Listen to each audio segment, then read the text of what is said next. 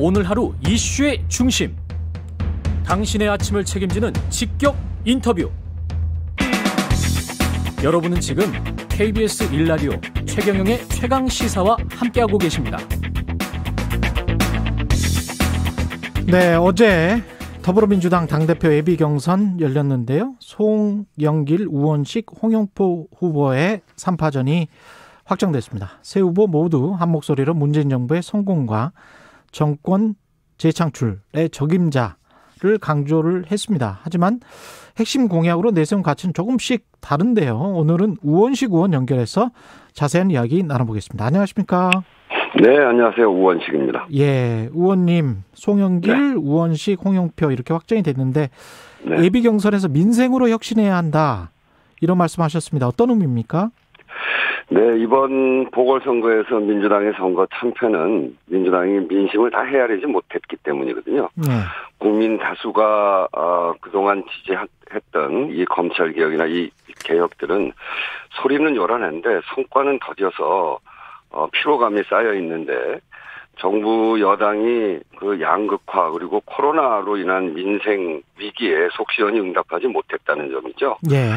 그래서 그 양극화, 코로나, 또 부동산 폭등, LH 사태 이걸 다 아우르는 국민의 삶, 민생이거든요. 그렇죠. 이 국민의 절박한 삶을 제대로 보지 못한 민주당에게 국민이 호통을 친 건데요. 핵심은 국민의 척박한 삶을 잘 챙기라는 국민의 뜻이 이번 선거를 통해서 확인됐고 그것에 대해서는 다른 토를 달 것이 없습니다. 그래서 저는 자세는 다시 국민 곁으로 하고 그리고 정말 국민들의 삶인 민생으로 정면 돌파해서 우리 국민들에게 답을 드려야 된다 이렇게 생각을 하고 있습니다. 그래서 민생으로 혁신하자 이렇게 말을 드렸습니다. 그게 이제 당대표 경선에 나오게 된 중요한 이유신가요? 왜냐하면 을지로위원회 위원장을 굉장히 좀 오래 하셨잖아요. 네, 그렇습니다. 예, 그래서 그런 부분들 민생 부분 챙길 수 있다. 보면서 예. 재보궐선거에서 국민의 엄중한 심판은 이미 위험 신호가 있었습니다. 예. 정말 국민의 삶이 아주 어려워져 가고 있었던 거죠. 저는 이제 그런 점에서 민생이 중심이다 이렇게 보는데 저의 정치는 을지로위원회 정치거든요. 을지로위원회는 을을 지키는 길, 그러니까 우리 국민들의 아픈 곳을 지키는 곳 이건데 저는 이제 우리 몸의 중심이 어디냐 그러면 심장이다, 척추다 이렇게 얘기하는데 발가락 끝이라도 아파보면 아픈 데가 중심 아니겠습니까? 네. 우리 정치의 중심 역시 아픈 곳이 되어야 한다고 보고요. 을지로위원회가 그동안 해왔던 현장에서 국민들의 삶을 보호하고 억울한 일을 해소하고 이런 현장 정치, 민생 정치 이런 훈련을 그동안 충분히 해왔기 때문에 우리 당이 이제 국민들의 민심을 떠받드는데 이 민생 정치로 가야 된다고 생각하고 그런 점에서 을지로위원회를 쭉 주도해왔던 제가 나서서 우리 당을 다시 국민 곁으로 민심 곁으로 가게 할 수 있다 이렇게 생각을 해서 이번 당대표 선거에 출마하게 됐습니다. 민주당 새 원내대표로는 윤호중 의원이 선출됐는데요. 윤 의원과는 호흡을 어떻게 충분히 맞추실 수 있습니까? 만약에 당대표로 이제 선출이 되시면? 네, 제가 이제 원내대표를 해봐서 당대표 원내대표의 호흡이 얼마나 중요한지 누구보다 잘 알고 있죠. 네. 윤호중 의원과는 참으로 오랜 기간 동안 저와 정치를 같이 했던 사람입니다. 네. 김대중 총재를 구하자고 평민당에 같이 입당한 것부터 시작해서 네. 특히나 이제 이 윤 원내대표는 그동안 검찰개혁 특위위원장으로서 개혁을 잘 이끌 사람이고요. 또 저는 민생혁신을 중심으로 해서 국민들의 민생을 누구보다 잘 챙길 수 있는 그런 자신이 있습니다. 네. 우리 국민들이 요구하는 것은 민생과 개혁을 정말 유능하게 잘해라 이런 거 아니겠습니까? 예. 그런 점에서 우원식 윤호중 조합은 민생과 개혁을 동시에 이끌 최고의 쌍두마차가 될 것이다 이렇게 생각하고요. 국민들이 주신 이 보궐선거에서 주신 명령을 잘 이행하도록 하겠습니다. 언론에서는 이제 윤호중 의원도 친문이다라고 네. 이제 규정을 하고 있습니다. 거기에 관해서는 어떻게 생각하세요? 우리 당을 언론에서 자꾸 친문, 비문 이렇게 나누는데요. 예. 저는 우리 당 안에 그런 개판이 이제 사실상 없다고 생각합니다. 불필요한 개판 논쟁을 불러일으키는 것은 옳지 않다고 생각하는데 예. 우리 당이 윤호중 의원을 선택한 것은 윤호중 의원이 그동안 쌓아온 역량과 그 안정성 때문이거든요. 그리고 지금 당이 굉장히 위기에 처해 있기 때문에 이렇게 균형감 있게 안정적으로 역량 있는 사람을 선택한 것이다. 전 그렇게 생각하고요. 예. 그런 점에서 위기를 극복하는데 원내대표로서 제대로 일할 수 있는 그런 사람이라고 생각합니다. 그런데 지난주에 이제 송영길 의원이 저희 프로그램 네. 나와서 당신은 자기는 어떤 계보에도 속하지 않고 그 계보 찬스를 쓰지 않는 평등한 출발선에 선 민주당원이고 우원식 의원님을 두고서는 이제 민평년이다. 네. 뭐 이렇게 이야기를 하셨어요. 예, 그래서 네. 이제 일종의 이제 뭐 규정을 한 거거든요. 네. 원래 이런 계보란 공천을 둘러싸고 특정 중심의 정치 모임을 말하는 거거든요. 그런 이해관계 때문에. 근데 그런 점에서 민주당의 계보는 이제 존재하지 않습니다. 그 문재인 당대표 시절에 계보를 없애는 문제가 가장 주요한 현안이었고 그래서 혁신위원회를 만들어서 저도 그때 유일하게 현역으로 참여한 의원인데요. 그 계보를 없애는 해법으로 공천을 공정하게 관리하는 것 그것이 가장 중요하거든요. 그래서 선출직 공직자 평가위원회를 만들어서 시스템을 공천했습니다. 시스템을 도입을 해서 요건 21대 공천에서 보면 공천 파동이라는 게 전혀 없잖아요. 저희 당에. 그게 이제 바로 그래서 그런 거거든요.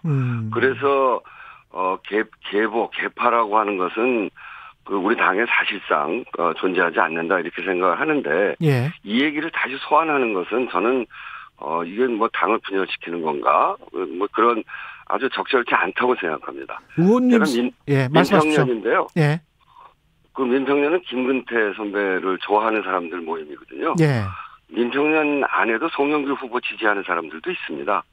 그런 점에서 그런 지적은 적절치 않고 우원식을 규정하는 가장 중요한 부분. 그거 여쭤보려고 그랬습니다. 저를 지지하는 거는 우원식이 해왔던 현장 정치, 을지로위원회 정치 이것이 사람들한테 소구력이 있는 거거든요. 정치는 저렇게 현장에 가서 우리 국민들의 목소리를 들어가면서 해야 되는 것이다. 이렇게 생각하는 사람들이 저를 지지하는 겁니다. 그런 점에서 자기의 정치 철학을 그대로 드러냈고 그것에 동의하는 사람들과 함께 전당대회를 치루어야 당이 건강하게 발전해 가는 것이라고 생각하고요. 저는 제가 했던 을지로위원회 정치, 현장 정치, 힘이 약한 사람들의 가장 강한 무기가 정치가 돼야 된다. 현장에 답이 있다. 이렇게 저의 정치 철학을 내놓았는데요. 송 후보도 본인의 정치 철학을 내놓고 그걸 중심으로 해서 우리 당과 당원들 그리고 국민들의 지지를 받는 게 맞다 이렇게 생각합니다. 의원님 최근에 후원회장으로 이해찬 전 대표를 영입하셨습니까? 영입한 게 아니고 이해찬 전 대표가 제 후원회장을 맡아주셨죠. 그러면 다른 그 세 분 있잖아요. 다른 두 분, 홍영표 의원이나 송영길 의원은 그 후원회장이 아니시죠? 이해찬 전 홍영표 대표가. 의원은 전에부터 하셨던 것 같아요.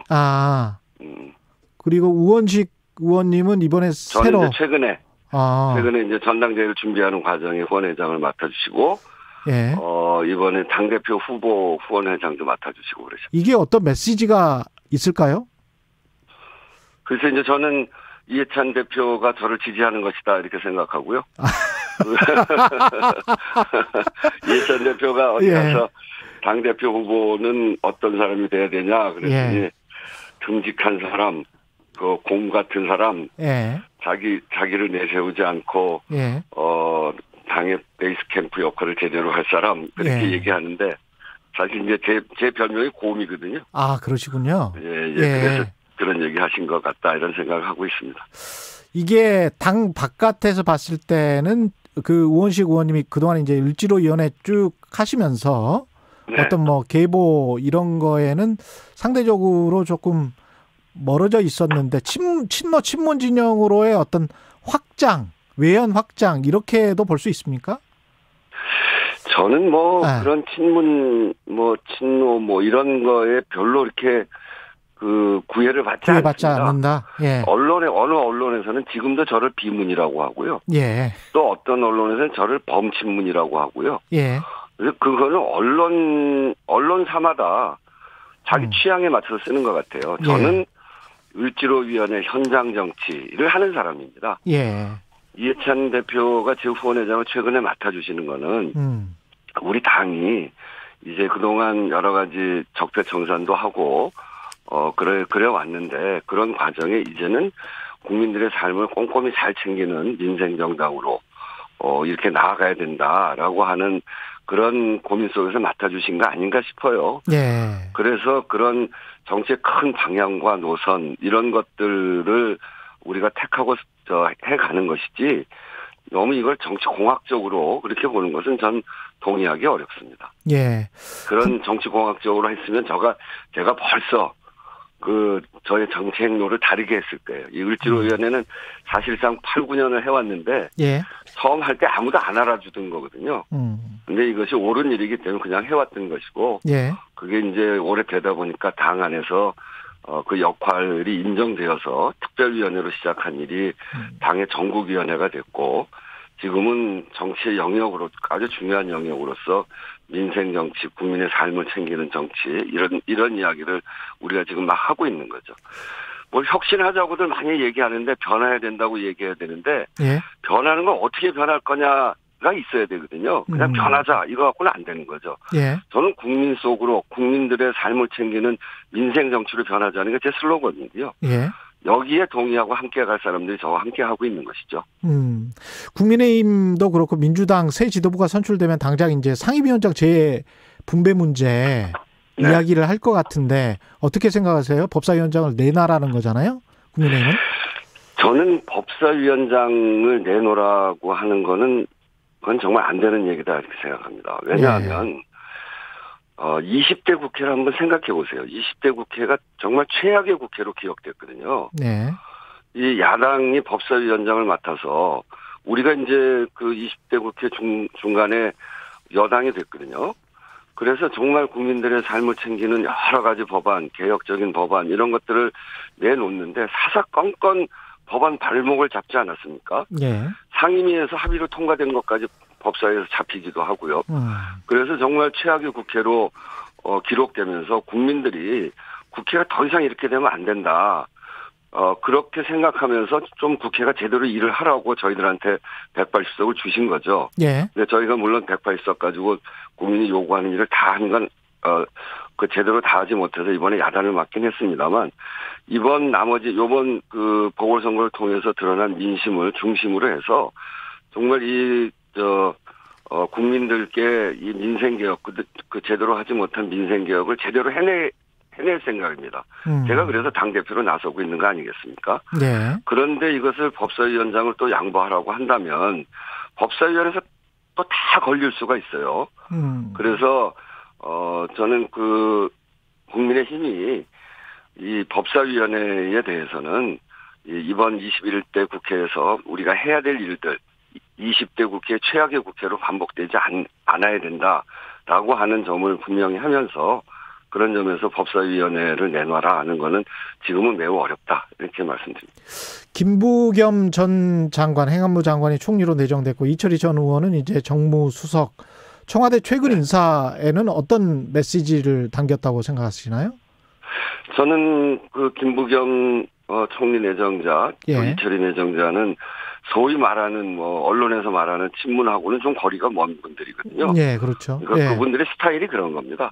이게 무슨 친문 비문이 있다는 이야기가 아니고 그런 점에서 보면 여러 가지 의견들을 다 종합해서 국민들의 목소리를 반영하겠다라고 하는 대통령의 의지가 거기에 실린 것이 아닌가 그렇게 생각하고요. 그런 점에서 김부겸 총리 내정자, 이철희 수석 이렇게 함께 우리 당과 잘 협력을 하면 정말 좋은 방안으로 국민이 요구하는 방안으로 잘 나갈 수 있다 이렇게 생각하고 아주 잘된 인사다 이렇게 생각합니다. 그 당 안에 부동산 종합대책기구를 만들겠다고 약속하셨잖아요. 네네. 그거는 어떤 겁니까? 부동산 특별위원회하고는 다른 기구인가요? 저는 이제 이 부동산 종합대책기구를 만들겠다고 하는 거는 그동안 정부가 부동산 대책을 쭉 만들어 왔는데 예. 국민의 민심이 제대로 반영됐다고 생각하지 않습니다.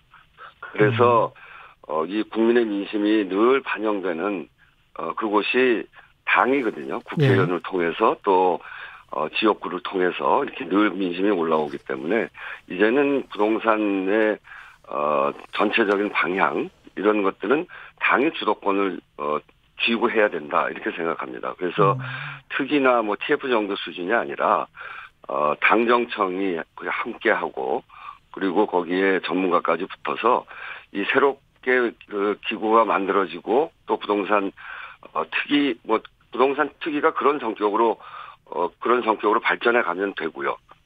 그래서 이걸 특별히 대립적으로 보는 건 아니고 그런 성격을 갖고 있는 부동산 종합대책특위가 종합대책기구가 돼야 된다 이렇게 생각하고 당의 주도권을 갖는 부동산 종합적인 대책을 마련해가는 그런 기구로 상정하고 있습니다. 예, 오늘 말씀 감사하고요. 더불어민주당 우원식 의원이었습니다. 고맙습니다. 네, 감사합니다. KBS 라디오 최경영의 최강시사 1부는 여기까지고요. 잠시 후 2부에서는 최고의 정치 더불어민주당 강훈식 의원, 국민의힘 성일종 의원 만나봅니다.